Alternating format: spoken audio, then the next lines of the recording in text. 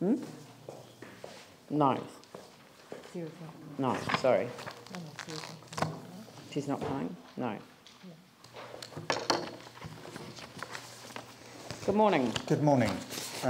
Obviously I've submitted a submission and I've included a handout for you today, but Lady Mayor, Councillors, if you don't mind, I'm going to drop the formality a little.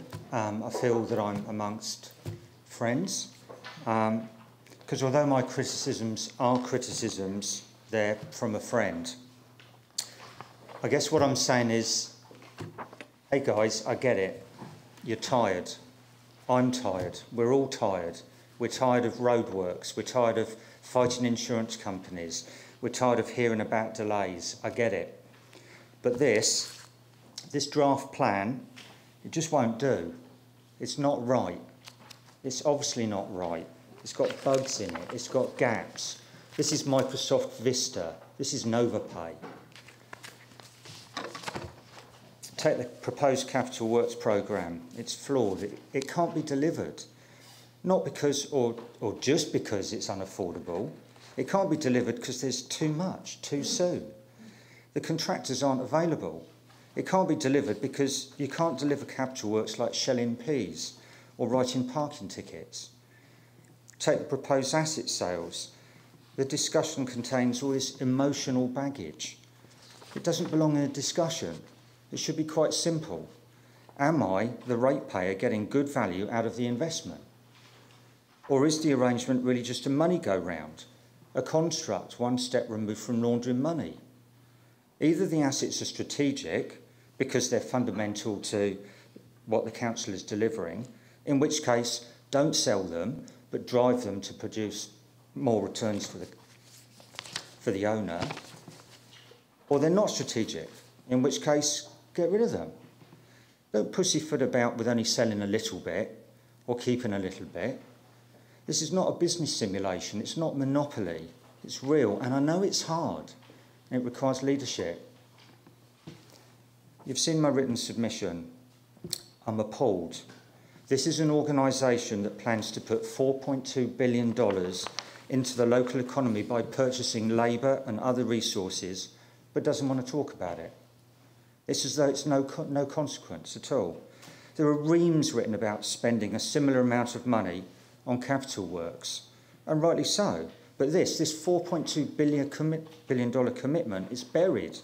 It's tucked away, not for discussion. Move along, nothing to see here. What plans are there to improve the efficiency of the organisation, to reduce waste, to work smarter, to outsource? I want to know. All ratepayers want to know. Why should we be content to fund a poorly performing organisation, a money pit? We need a high-performing organisation, efficient and lean, not inefficient and flabby. I want the plan to tell me that you care about efficiency, about delivering value-added services. If I'm going to commit my family, my business, my future to this city, I need to know. What does the council plan to do to avoid another consents debacle? When are we going to be able to pay for our dog licences online? It's not just about closing early either. The share.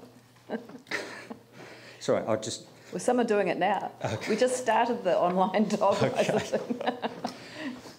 So it's not just about closing early either. With what we're facing, it's about whether to open at all.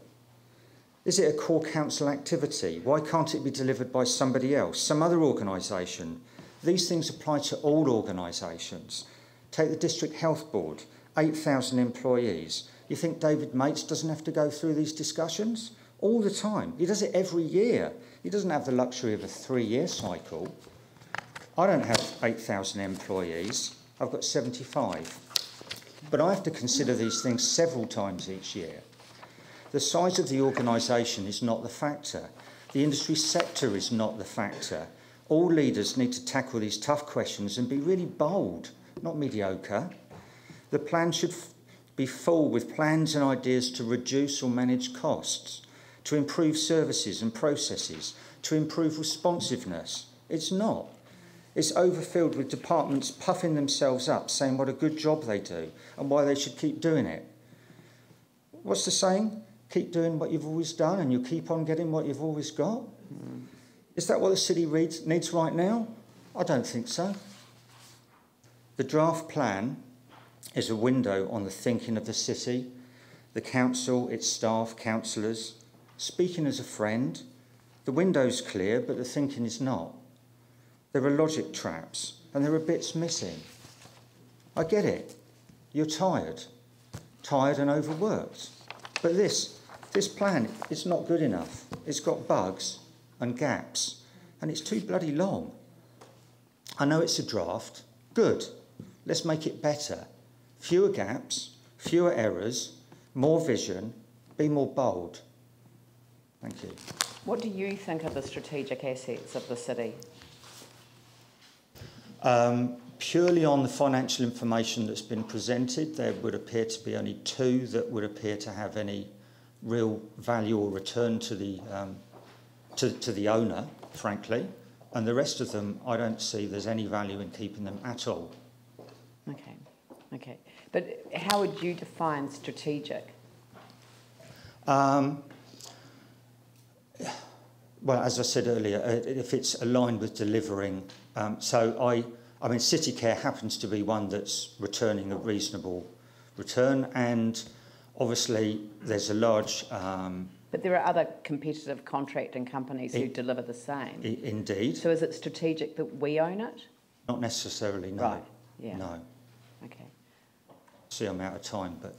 But no, I just wanted to clarify that, because you did ask that question. And I'm glad that you left a little bit of smidgen of time for a question.